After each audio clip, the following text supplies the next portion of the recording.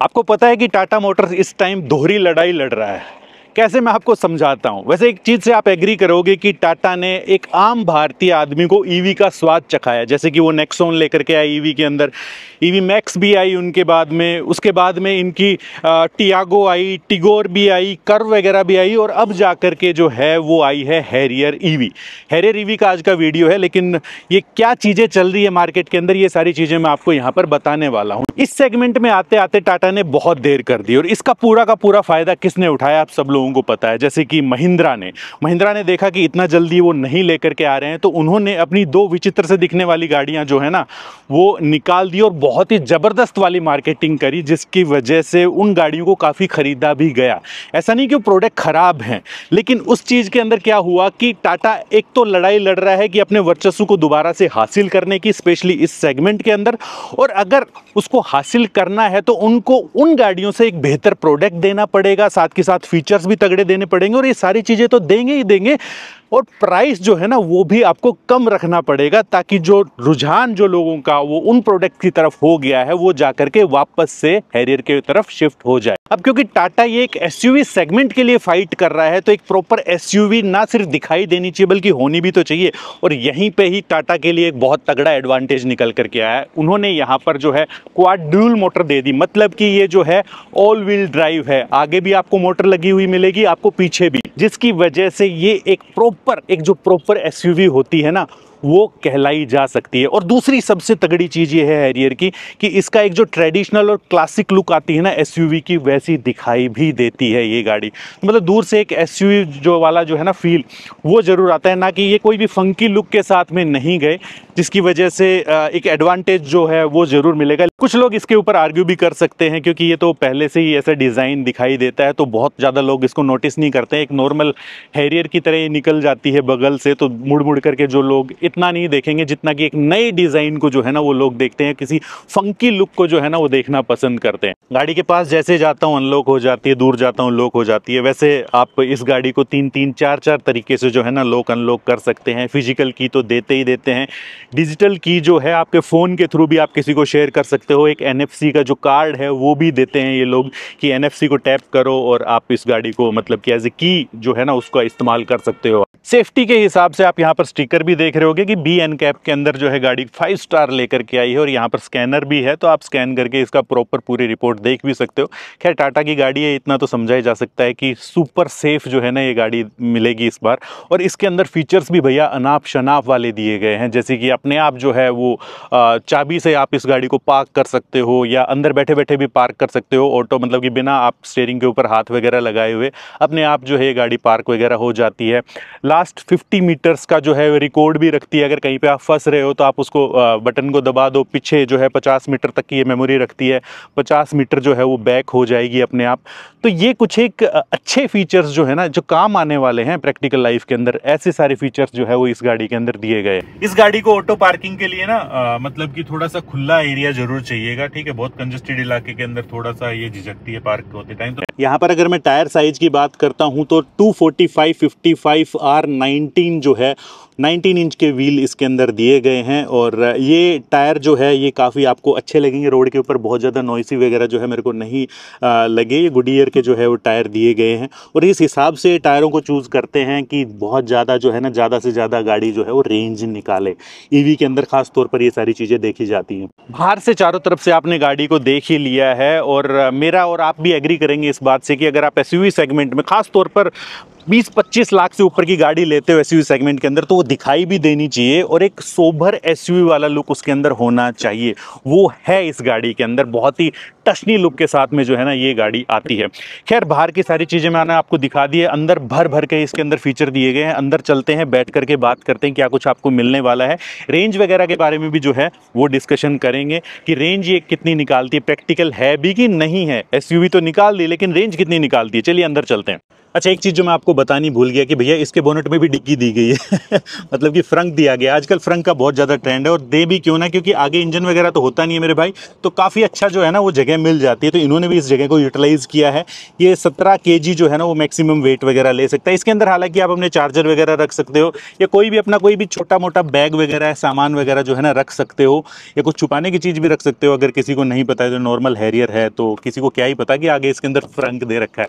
अब जैसे ही भाई साहब मैं ड्राइवर सीट के ऊपर बैठा ना, मुझे लगा कि यार ये इतना ज्यादा मजा क्यों नहीं आ रहा मेरे को, क्योंकि भैया हमें आदत हो चुकी है किसकी, वो है इनवोल की फ्रेग्रेंस की। जी हाँ, तो इनवोल की कमी मेरे को यहाँ पर लग रही थी, तो मैं लेकर के आया हूँ यहाँ पर फ्रेंच वुड फ्रेग्रेंस। क्यों लेकर के आया हूँ कि आपके पास भी एक कोई एसयूवी नुमा गाड़ी है ना, जो झकास गाड़ी है, या झकास उसके अंदर आप फ्रेग्रेंस चाहते हो, तो भैया फ्रेंच वुड जो है ना मस्ट ट्राई फ्रेग्रेंस है। क्योंकि ये मेनली जैसे बॉडी परफ्यूम्स जो आते हैं ना उस टाइप की फ्रेग्रेंस है, और ये बनी ही स्पेशली जो है ना वो बड़ी सी एसयूवी वगैरह जो है ना उसको पूरा महका देती है भाई साहब ये। तो मैं इसका यूज करने वाला हूं भाई साहब, और इस हैरियर जैसी गाड़ी का जो है ना मैं और भी जबरदस्त तरीके से मजा लूंगा। देख रहे हो आप, क्योंकि मैं ऑलरेडी इस चीज को यूज भी कर रहा था। ये देखो और मतलब कि खोलते के साथ ही ऐसा हो गया कि आहा अब मजा आ गया भाई। अगर आप भी चाहते हैं ना इसी फ्रेग्रेंस का आनंद उठाना, तो 10% का आपको डिस्काउंट भी दिलाता हूं। कहां पर? ये स्कैनर जो लगा हुआ ना, यहां पर जाकर के आप स्कैन करो, मैन मोटर कूपन लगाओ, खरीदते टाइम आपको पूरी वेबसाइट के ऊपर 10% का जो डिस्काउंट मिल जाएगा। वैसे ड्राई फ्रेश टेक्नोलॉजी के साथ भी आता है, लीक प्रूफ भी है, तो गाड़ी भी आपकी खराब नहीं होगी। और कहीं पर भी ये जो इतना सा है आपकी किसी भी कप होल्डर वगैरह के अंदर आ जाता है, लगभग जो है 50 से 60 दिन तक ये चल भी जाता है। गजब की फ्रेग्रेंस है, और बहुत ही अच्छी जो है ना वो आपका माहौल बना देती है कैबिन के अंदर। तो मस्ट ट्राई है ये। देखिए, जैसे ही आप इस गाड़ी के अंदर बैठते हैं तो कुछ एक मैं आपको यूनिक चीजें दिखाने वाला हूं, जो कि आपको सच में रिझाएंगी, मतलब कि आपका ध्यान जो है वो आकर्षित करेंगी। सबसे पहले क्या चीज है, ये जो आप ड्राइविंग का मतलब कि ऑटो पार्किंग जो है ना, ये ऑटो पार्किंग जो कि अमूमन दूसरी गाड़ियों के अंदर नहीं दिया जाता। गाड़ी अपने आप पार्क हो जाती है, या कोई भी सेलेक्ट कर लीजिए, या आप अंदर बैठे हैं तब भी आपकी गाड़ी पार्क हो जाएगी रिमोट से, मतलब कि जो चाबी है वहां से भी पार्क हो जाएगी। दूसरी बात कि यहाँ पर जो IRVM जो है वहां पर आपको स्क्रीन दिया गया है, मतलब कि आप अगर बूट के अंदर कितना भी आप सामान रख लोगे तो ये पीछे वाला जो ग्लास है ना, इसकी कोई जरूरत नहीं है आपको देखने की। यहाँ पर आपको पूरा कैमरा जो है ना वो इसके शार्क फिन एंटीना जो है वहां पर कैमरा लगा दिया गया है, जिसकी वजह से आपको पूरा स्क्रीन जो है ये दिखाई देगा।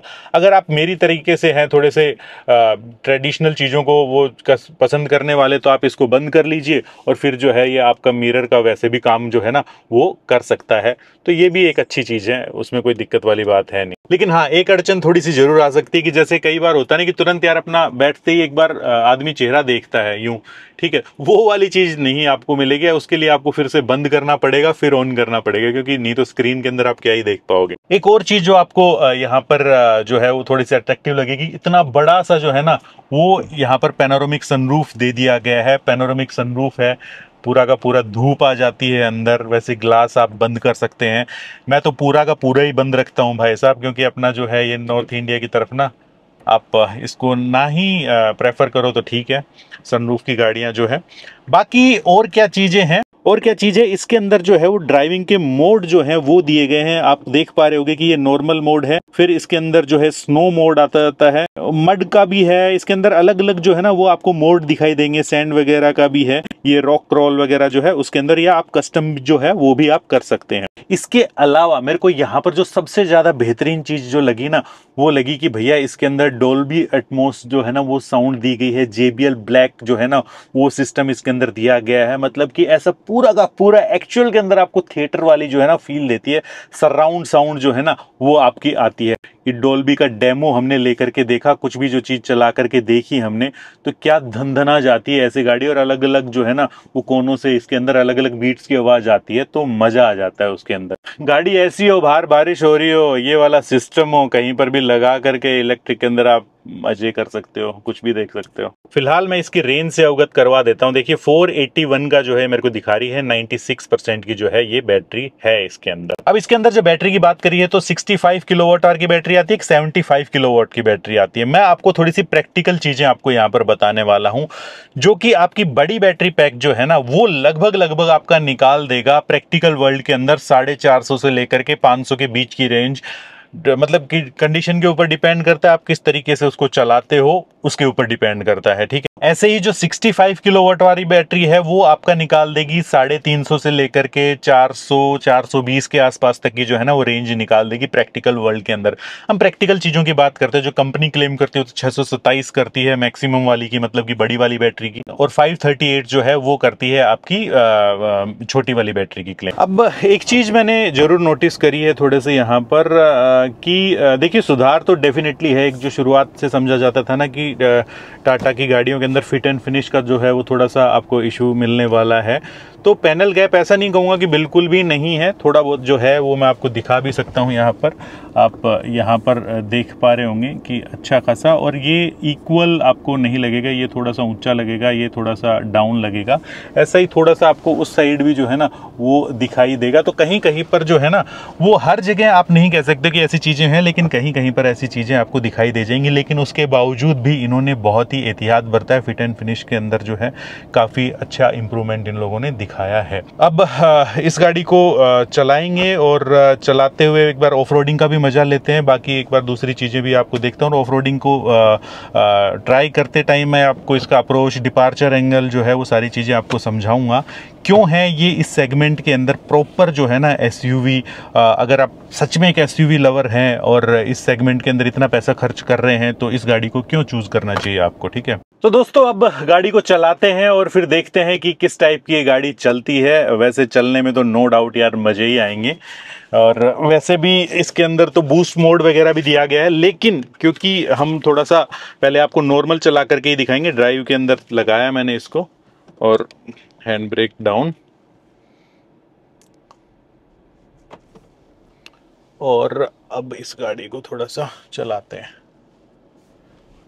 सस्पेंशन को बहुत ही प्यारा ट्यून किया गया है यार इस गाड़ी के अंदर। थोड़े गड्ढों वड्ढों में भी हमने इसको चला करके देखा, ठीक है, तो सस्पेंशन आपको अच्छा लगने वाला है इस गाड़ी का।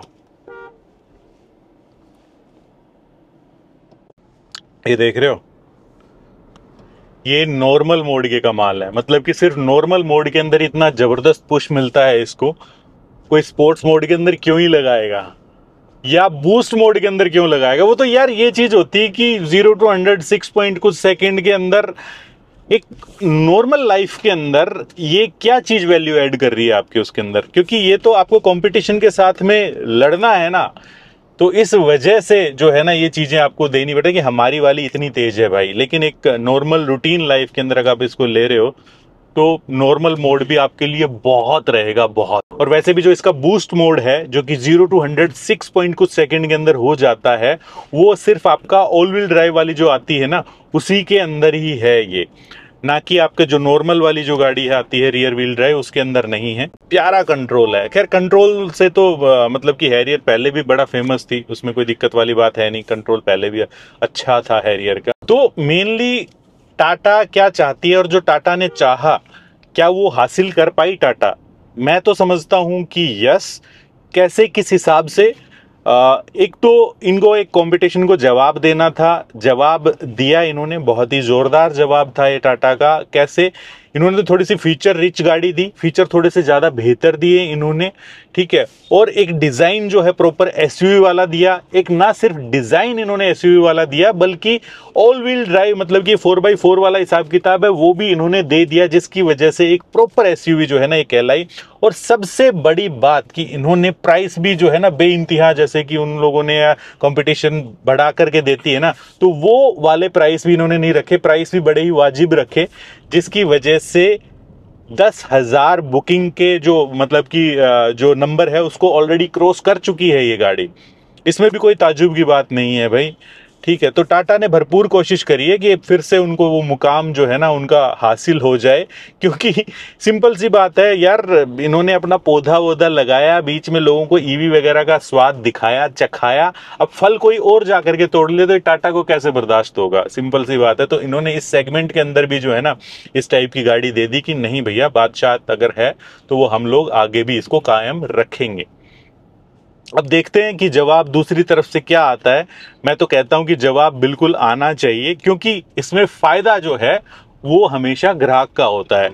वो भी तगड़े वाले फीचर देंगे, ये थोड़ा सा और जवाब देंगे, वो भी अपना प्राइस को रिड्यूस करेंगे या इस टाइप का कुछ चीजें करेंगे, तो कम प्राइस के अंदर बेहतरीन फीचर्स के साथ में आपको गाड़ियां मिल जाती हैं। इसीलिए ही किसी भी चीज़ की मोनोपोली नहीं होनी चाहिए, किसी भी ब्रांड की नहीं होनी चाहिए। गाड़ी तो फिर भी ये सही है, मैं यू टर्न लेता हूँ, कोई रुकता ही नहीं है भाई। टर्निंग रेडियस ठीक है दोस्तों, मतलब कि डिसेंट, मतलब कम दायरे के अंदर जो है ना वो घूम जाती है। अगर इन्होंने कोई नंबर दिया होगा तो वो आपको स्क्रीन के ऊपर जो है ना वो पता चल गया होगा।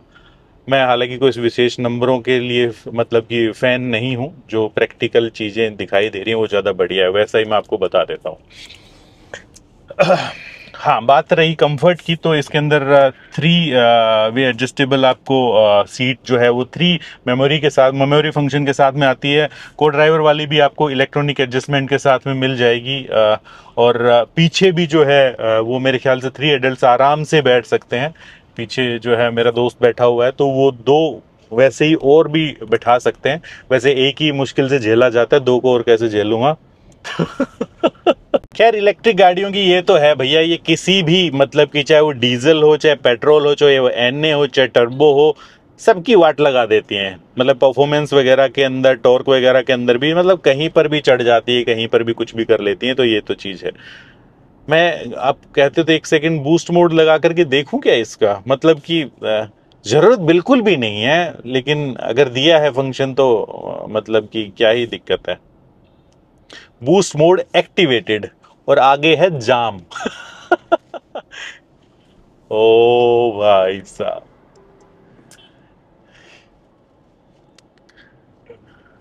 सही है।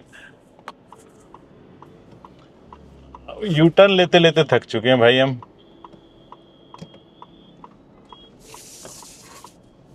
यू टर्न में बड़ी तेजी दिखाता है भाई ये बूस्ट मोड। खैर, एक काम करते हैं दोस्तों, अभी जो है ना इसको हम थोड़ा सा फन तो कर ही रहे हैं, फन करेंगे और भी। अभी इसको ऑफ रोडिंग जब करते हैं ना तब आपसे मिलते हैं, तब मैं आपको दिखाता हूँ यहाँ पर कि ऑफ रोडिंग की जो एंगल वगैरह है, कितना डिग्री है, डिपार्चर, अप्रोच एंगल, ठीक है, ब्रेक ओवर वगैरह, सारी चीज़ें मैं आपको वहाँ पर क्लियर करने की कोशिश करता हूँ।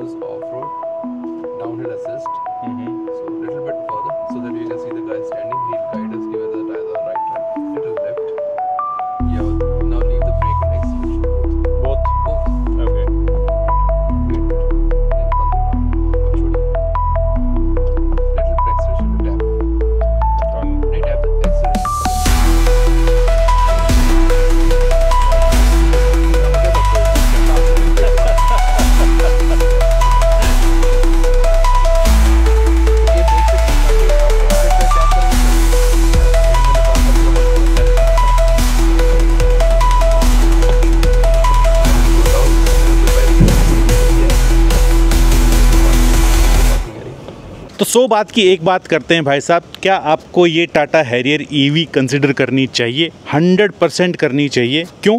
सबसे पहले तो इसका सबसे तगड़ा एडवांटेज है कि भैया ये 4 व्हील ड्राइव के अंदर आती है, नंबर 1। नंबर 2 कि जिस प्राइस रेंज के अंदर आती है, अगर आप किसी डीजल गाड़ी की तरफ जा रहे हैं या ईवी के अंदर किसी कॉम्पिटिटर ब्रांड की तरफ जा रहे हैं, तो एक बार इसको ज़रूर से ज़रूर चला करके देखना। ये गाड़ी थोड़ा सा ज़्यादा मैच्योर लुक आपको देगी, ये गाड़ी ज़्यादा फास्ट भी है, ये गाड़ी सेफ भी है, और कहीं ना कहीं आपको सालों साल की जो है ये वारंटी वगैरह भी प्रोवाइड कर रहे हैं।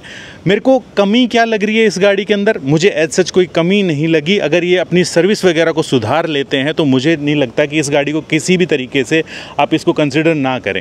अगर आप 30 लाख के आसपास का बजट है, 20 से 30 लाख का बजट है, तो डेफिनेटली इस गाड़ी को कंसिडर आप लोग कर सकते हैं। देखो यार, प्रैक्टिकल सी रेंज निकाल देती है, 450 से लेकर के 500 की मैं प्रैक्टिकल रेंज की बात कर रहा हूँ, जो कि कम तो किसी भी हिसाब से नहीं कही जा सकती। और अभी तक मेरे को कोई भी किसी भी तरीके का इसके अंदर एरर या किसी भी टाइप की कोई दिक्कत मेरे को नहीं लगी। एक बहुत अच्छा प्रयास, एक बहुत अच्छा हथियार है लड़ने के लिए टाटा के पास में इस गाड़ी को लेकर के एक तरीके से, ठीक है, कंपटीशन के साथ में। तो ये थी दोस्तों हमारी राय, और मिलते हैं ऐसे किसी नेक्स्ट वीडियो के अंदर इसी मैसेज के साथ कि अगर आप 4 व्हीलर चलाते हैं तो सीट बेल्ट जरूर लगाइएगा, और 2 व्हीलर चलाते हैं तो हेलमेट जरूर पहनिएगा। हमें जरूर से जरूर फॉलो कर लीजिए, क्योंकि ऐसी दिलचस्प जानकारी आपके लिए आगे भी लेकर के आते रहेंगे।